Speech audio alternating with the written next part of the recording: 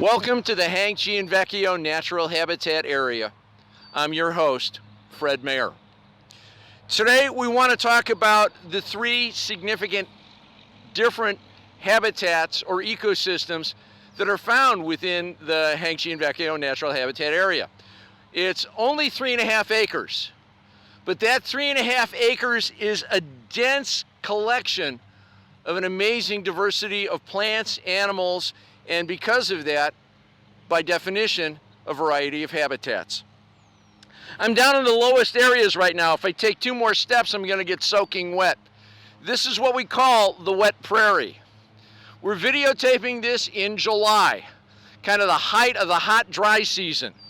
If we were out here in April, the water would be up to about here. So I'm glad we're doing this in July and not in April because my waders only go this high, one little wave and I'd be soaking wet. The plants that have evolved for a wet prairie are very different from the plants of a mesic prairie, which is like a halfway, half dry, half wet prairie area. A lot of these are grass-like, but they're not true grasses. A lot of these are sedges and rushes. So again, they have a grass-like appearance. They're very narrow, they grow very tall, very thin, long blades, but you have to be careful because as you're going along, you're going to encounter sedges. And sedges have edges. Most sedge plants, the very edges of their leaves are serrated. Serrated just means like sawtooth-like. So as you're walking through a wet prairie, you have a very good chance of getting some nasty paper cuts. There was one time I spent a morning walking through wet prairie, sedge predominantly. I came out and my pants looked like felt. They were shredded that badly. It just literally lacerates everything you've got. But the wet prairie has a unique group of plants, and because of that unique group of plants, a unique group of animals live here as well. This is the area where we'll find some mosquitoes. And because you have mosquitoes, you have a lot of mosquito predators, things like dragonflies. Bats love this area in the twilight. If you can come out here around sunset, you will see bats skimming all over the place here, scarfing down mosquitoes by the dozens. So the wet prairie is, oh my gosh, there's a gorgeous sedge right here. Look at this one. Beauty. Again, not a terribly colorful flower, but an absolutely beautiful floral seed head. The wet prairie is a very important part of the Hang Vecchio Natural Habitat Area, but I want to head uphill and show you some of the drier regions we have as well. Heading uphill, we find ourselves leaving the wet prairie behind and find ourselves in what's called the mesic prairie. Mesic is a Greek word that means kind of half wet, half dry. So we're kind of on that border area. During the heavy spring rains, this area gets fairly well saturated. But during the dry days of summer, this gets dry. And the prairie plants here have adjusted for that. Most of the prairie plants we see going all the way back up under the bike trail there and everything have amazingly deep root structures. Most of them go down 6, 8, maybe even 10 feet into the ground. Some prairie plants even go up to 15 feet down. The reason for that, even during a drought situation, those roots penetrate down deep into the water table and are able to find the moisture they need to help sustain these plants when most other species are going to die off. Even trees don't have roots that go as deep as some prairie plants. Prairie plants are amazing at adapting to a drier environment. And again, whether it's the milkweeds or the grasses or the wild indigo, there's just, oh my gosh, I'm seeing at least 3 dozen plant species standing right here. An amazing diversity available right from the edge of the trail. We also have informational signage.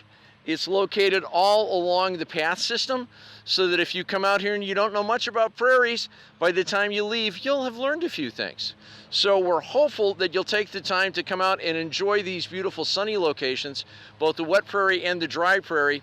But if you're not really a sun person so much, you can join me a little further up the hill where we can find some nice cooling shade. We're leaving the bright sun of the wet and mesic prairie behind and entering into the cool, dappled shade of the savanna. Prairies and savannas are some of the most endangered habitats we have here in Illinois. They estimate that about 0.01% of Illinois prairie remains, and with savannas it's even worse, maybe 0.001% remain. So any little postage stamp of savanna that can be created is a saving of a very important habitat. Clearly, the main difference between prairie and savanna is the presence of trees. There's a beautiful oak tree poking me in the face right here. Oaks are probably the only major tree you'll find in a true savanna. Bur oak trees have a thick, corky bark that makes them fairly fire resistant. Most prairie habitats are burned by fire about once every 7 to 10 years. The fire is a very intense but momentary heat that pretty much incinerates everything above ground. Native prairie species have deep roots that allow them to survive that fire. The bur oak is one of the few tree species that has thick enough bark to make them relatively fireproof. As the prairie fire sweeps through here rapidly, pushed by the winds moving at sometimes 40 miles an hour, the intense heat doesn't kill the bur oak tree. A lot of other trees like maples, hawthorns, apple trees, anything you can think of growing in your yard get cooked in a minute. But the bur oak is fire resistant. And because those bur oak trees survive, they create microenvironments around them of shade. Sun travels from east to west every day. The shade shifts, so there's a partial sun area around the oaks, but at the same time they also get some shade beneath them, creating a slightly different environment. It's cooler, there's a higher humidity. Therefore, the species that grow under the shade of the bur oaks or in the sphere of influence of the bur oak trees makes them a different habitat. Now, the way you can tell the difference between a savanna and a woodland, very simple. In a woods, the tree branches connect. You've got a tree growing this way, a tree growing this way, the branches will interlock. In a savanna, the trees are spaced so far apart that there's open space between, allowing the sunlight to get all the way down to the native species below, so that the sunlight can help those plants grow, and you're not providing a thick, dense shade all 12 to 15 hours of sunlight a day.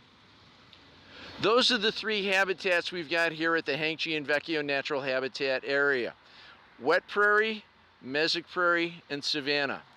Again, if you like sunlight, visit the wet prairie and the mesic prairie. If you're not so much a sunlight person, if you prefer the coolness and shade of the woodlands, come by and visit the savanna. It's a wonderful opportunity for you to get out and explore our natural habitats, view our native species very close to home.